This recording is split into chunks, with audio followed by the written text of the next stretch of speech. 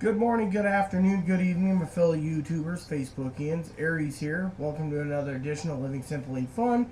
We have a video about the verses. Now, yes. Mostly... Are you ready to rumble? In this corner, we have the L.L.Bean, Ultimate Book of Fly Fishing. And in the blue corner, we have the Orvis Fly-Fishing Guide. Who will win tonight's bout? Let the fight begin. Okay, so, first of all, I'm going to say, this book is highly good. Yeah, I'll take this one, okay? I'll swing first, and then you swing. Who gets knocked out first will prove who's the winner. First of all, L.L.Bean had 3 books. I'm going to get to the brass tacks. The first book was called Fly Fishing by Dave Whitlock. It's the basic fly guide. He's got 2 versions of it. As we said, this is a 3-book thing. You'd have to watch our other video on the review. Because really there's no reason to go into 3 different books. Hold on, there's fly casting and fly tying. Now, I want to say, fly tying I wasn't interested, so I skipped it. However, fly casting, in my opinion, had more, better pictures than the L.L.Bean one under fly, or not, this is L.L.Bean against the Orvis. See, Orvis wasn't doing too bad, but this one here, you know, you have to look through the directory. This has a very good section on flies and fly selections, and which I didn't quite find in the L.L.Bean. Honestly, this book, in my opinion, the Orvis book is a little more thorough than the L.L.Bean. The L.L.Bean kind of dabbles on the edge of talking about things, kind of goes out and gives you the basics and leaves it pretty much hanging as to what to do later on. All I wanted to say, this book is really good. I plan to buy it also. It's like, I'm not going to say how much, but because I don't want you guys going and buying it cheaper. But this has, for example, here it is. These have a better suggestions for fly casting. That's one of the things that I have to say. This one doesn't. Well, what I'm trying to say here, before I was interrupted, this has 26 pages on flies. Flies alone, just how to pick and choose flies. This one didn't have nearly as much. Fly fishing, let's see, fly fishing, the biology, no, it didn't have anything. See, look. In fact, it has absolutely nothing on choosing your flies. For fly casting, there's 34 pages. And in here, how to fly cast, there's only 22 pages. Yes, but here... And this has more pictures in it. Hold on. Without good diagrams. Look, part 2, fly casting, 135 to 226. If you want to get into it, the second part is all about fly casting. But the truth of the matter is, with the Orvis guide is, it's like, this is a whole cheesecake, you know? And this, you get a bite of cheesecake to sample it. And that's it, and it leaves you wanting more. Honestly, this book does not cover everything. It is a good book, don't get me wrong, but the Orvis book does go into more detail, has more information in it, and between the two, both are good for beginner fishermen. However, the Orvis guide does win, in my opinion. I was going to say about that, here, let me get this, that what I like about this one's heavier. You probably would have won if we actually fought with the books. What I was going to say about this book is interesting about it is also, he's right, that this has a lot of different things. It's got more fly casting, but if you take a look, Orvis did a standalone version, 2 books actually, on fly casting. One was how to fix your fly casting when you're screwing up, and 2 is fly casting in general. Yeah, in some ways this is like a movie's director cut, and this is kind of like a movie parodied. You know what I mean. Parody in like 10 minutes. You know, I'd rather watch the whole Matrix, maybe not the director's cut, but I don't necessarily want to watch 10 minutes to tell me the whole story. You know, this is Cliff Notes. That's the whole book. And yet this is heavier and thicker. How is that this has less information in it than that has? It's because this has more pictures, obviously. And I was going to say also... Larger print. I also enjoyed the sections. I mean, Aaron's right. There's 30 pages of fly selections, which if you go rate the 125... Actually, I found that the most fascinating. In fact, it's a section I would love to actually have so that I could sit there and look at the flies that are in this book, because some of them are very nice-looking flies, and being interested in fly tying, I'd love to attempt to duplicate those flies. The other thing I wanted to say that I was impressed in this book, which L.L.Bean doesn't have, is this one talks about stream tactics, 30 pages of streams. Then it goes 12 pages of still water, that's lakes. Then you got salmon and steelhead right here. Then salt water. This one doesn't have any of it. You got the fly casting one, fly tying, and then the little thing of everything. And another thing too is this is like a compendium of the L.L.Bean fly fishing books. And between the first section and the second section, there is a lot of overlap of basically the same information being thrown back at you. So the second section is just a reiteration of part of the first one with a much larger section on it. And it's still, well, it's not necessary. I know the book's returned. Someone asked me the other day, in a private message, by the way, I didn't bring it up to him, about the Lefty Kreh Ultimate Guide. Yes. Now, the Ultimate Guide doesn't compare to this because Lefty Kreh, he may be dead, but the old man forgot two things in it, in my opinion. One is... Did you get a hair in the book? Yes, I did. So the next reader would get a present? No. One of the things I'm trying to say is I got it. One of the things I was going to say about the Lefty Kreh version against this version is Lefty Kreh didn't put in the Now, they would graph. both look very nice on a shelf side by side.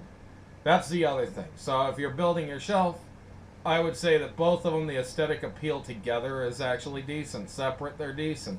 In fact, this is a standard size, it seems, for most of the fly fishing I books. wanted to say to you all that when I did reviews, there's a few people that said on Amazon that those books go side to side. Yes, if you want to endure all the knowledge crammed in your noggin of the same uttered crap, then that's fine. Yes, but and in fact, the L.L.Bean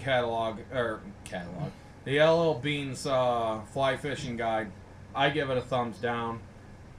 For having on your shelf a thumbs up, but it's still a thumbs down to read. The Orvis, a thumbs up to read, and a thumbs up for on the shelf. the only thing I say is fly tying, I'm not ready for it to down for the L.L.Bean. Well, yeah, you don't need that section, but you know, someone like me, Fly I'm casting? more interested in fly tying than actually fly fishing because I got a service dog, and it's very hard for me to Would hold you like him. pick him up, put him on the camera? No. It's very hard for me to hold the leash in one hand, cast with the other hand. And I can't do a figure of 8 while holding the dog because he sees something, he's bolting, and you know, and he'll spook fish and stuff. So it's not really a good idea for me to be fishing with him, but it's a great idea for me to be interested in the hobby anyways, and fly tying gives me something I can do in it. Anyways, what I wanted to say at the end is, when it comes to the fly fishing ability, okay, I have the original and I have the second edition of the L.L.Bean Fly Casting Guide. I give it thumbs down because Orvis, top of line, top deal. Now, at first I thought, oh, it's Orvis, it's just a fly company from equipment gear company from 1856, but damn, they are really good. Secondly, their books are much better than their rods, honestly, and you know, even though I haven't done a lot of fishing, I've done a lot of reviewing and a lot of work on understanding the mechanics of a fly rod and stuff. And until I actually have one in my hand, I can't say, but we can't buy every rod in the world. And because I can't afford to buy every rod out there and test them against each other, from what I've seen of Orvis, I don't want an Orvis rod.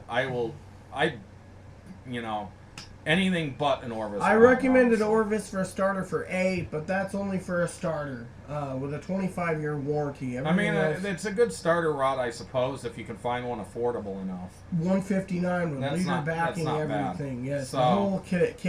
One other thing that I got a problem with Orvis rods is that they're bamboo rods. They have one called the Mighty Mite. The 5-footer, that's the one I like, but there's got to be an application. Unfortunately, for it. She likes it, but the woman who makes it, she makes a solid one piece that's not split bamboo, and it also is not. I forgot the name of it now. It's not the proper bamboo that you want to use for flagpole making. I've looked into her research. She only sells one type of rod. Her husband died, and she's tried to carry on the legacy of his fly rods. and they're absolutely horrible. I wanted to say that I'd like to say that what Orvis is doing is saying that this is like what he used to make, because he was the main rod builder for them for the bamboo before he passed on, instead of saying this is what's being made in his name now by his wife, which is what my understanding is from reading the description. His wife's making them and selling them to Orvis, who ends up selling them to us, and she's absolutely a horrible fly fishing maker. Sorry if she's watching this, but I've done enough review that I know that your rods are... I was going to say, talking to a fly maker today, since he brought up bamboo, and this is a book review, but anyways, the guy was talking to me, and he said no one uses the 5-footers at all. 5-footers are very rare.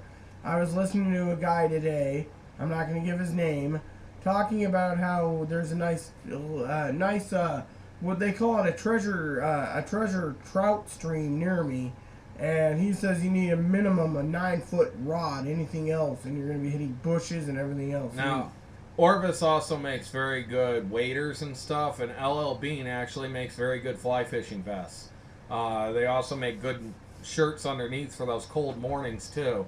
So I could see myself very easily getting myself an L.L.Bean flannel shirt with an L.L.Bean fishing jacket and an L.L.Bean fishing hat and wearing Orvis waders. I was going to say something between Orvis and L.L.Bean because he just spoke up.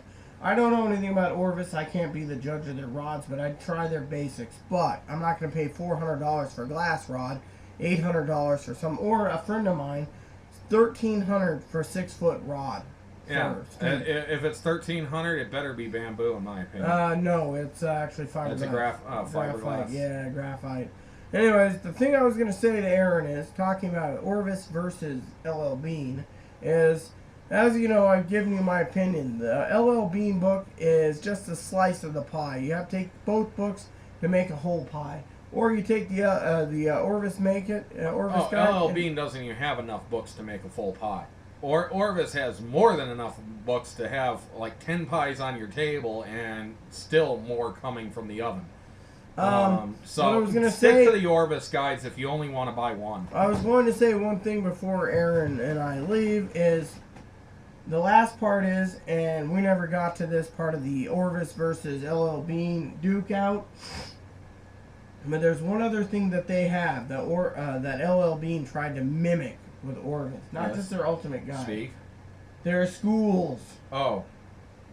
Yes, again, stick to the Orvis schools. In fact, the Orvis schools seem to be among the best schools for fly fishing. If you can find one in the area, sometimes they're free. I asked a guy, he said he was getting... However, we will argue that on one point. We know that the Orvis specialty trainer in our area, who's in Bellevue, Washington, had to take lessons from another guy here in the state who's cheaper than the Orvis company is, and he's just recently started up for Orvis, and he had to go and take lessons from someone else. 3 courses, $70 if you're in Washington, do not go to the Orvis one. Go to Red's Fly School instead. Red's Fly Shop. That's where the Orvis guy went because he didn't know enough to actually teach. And just to bring up one other joke, because we're talking about Reds, and no offense to Reds, great company by the way, but I wouldn't pay $3.95 to meet at Reds for 5 hours at the little stream, I'm not going to give you the name, near us, for $400 a person, and you need to have 2 people minimum. That's $800 plus an additional third person, which is like $275. And the guy nearby in the nearest fly shop's only charging $100. Yes, I would actually say take lessons from Darce if you live around here, a desert fly angler. However, what I don't understand about Reds is that you got to go all the way down to the Yakima River to take lessons when one of the best fly fishing rivers is right here next to us. I don't understand why the guy from Reds wouldn't say, hey, you know what, I'm going to go teach these people how to do this, and at the same time I'm going to get to hit up Rocky Ford Creek. Rocky Ford Creek. Yes, Rocky Ford Creek, which is one of the best fly fishing spots in the entire state of Washington. Yes. So if he has the opportunity to travel and fish one of the best spots in Washington while at the same time making money, I don't see why he doesn't. Reds charges $3.95. That's why I'd rather go to Darce, who's right here, because you know, it's right here. I don't know what he would charge. I think it's $100 for a couple hours. However, I watched a video with Darce today, and I have a feeling that he'd be very hard to understand. He's a very quiet person, and he seemed to mumble a bit in the video. I don't think he was too involved in it. He enjoys fishing, that's very clear, though. And he knows what he's doing. No doubt he knows what he's doing. So, if I could handle listening to him try to teach and actually could understand everything he was saying without missing things, I think he could be one of the best teachers in the state. I wanted to say excuse me again. That's the third time. Yes. I had stuffed jalapenos and a sausage. Yep. And it's giving me trouble in the stomach. Anyways. So there you have it. Versus, my opinion, overall, Orvis. Orvis, hands down. Fish well and catch many. Fish well and catch many. Wait, that's not how that works. But live long and prosperous. It works for us. Fish well and catch many. Live long and prosperous. And hopefully your fish isn't that wide. Please add and subscribe. Otherwise you caught a guppy. Please post comments in the box. Please add suggestions. And may God bless the world.